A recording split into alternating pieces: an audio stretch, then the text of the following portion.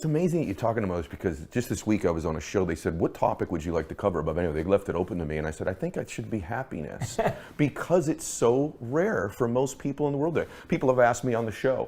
When I started the show, I was fascinated because your shows had 54 million downloads the first year, right? And people said, what do the people that you interview have in common? They're some of my best friends. Some of your best friends are on your show. And I thought, well, I wonder when I do it, is it going to be their drive, their ingenuity, their charisma, their work ethic, their brilliance? And many of them have all of those qualities.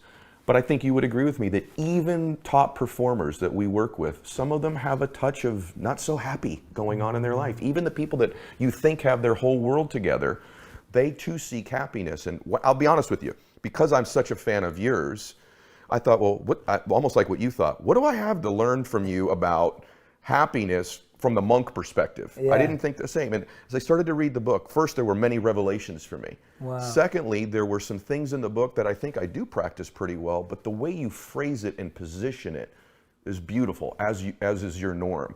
So one of the things you say early in the book, you talk about selfless sacrifice. And there's this great quote that I'll mess up in there that one of the monks had shared with you about that in the shade that you don't want to sit in, plant the tree, right? Yeah. Can you talk about that? The statement, this was the statement that when I'm sitting in that room as an 18-year-old thinking about going to a bar, this was that statement that penetrated my heart. And I was like, oh, because so he was making the point that if you have any gifts and if you have any talents in the world, if you're not using them in the service of others, then worth nothing. And that's a very bold point. And the way he put it, and he was quoting another writer, and he wrote that, plant trees under whose shade you do not plan to sit. And what that means is most of us plant trees or we do things for people because we're expecting that one day they're going to reciprocate and do something back for us. And he was like, real service is when you do things for people that can't do anything back for you at that time and you're not expecting anything.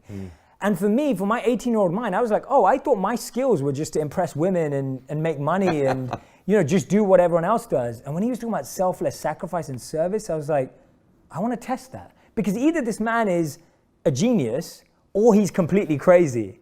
But if he's given up, and he went to IIT, so he went to the Indian Institute of Technology, one of the best universities in the world. He was like a #1 student and he gave that all up to be a monk.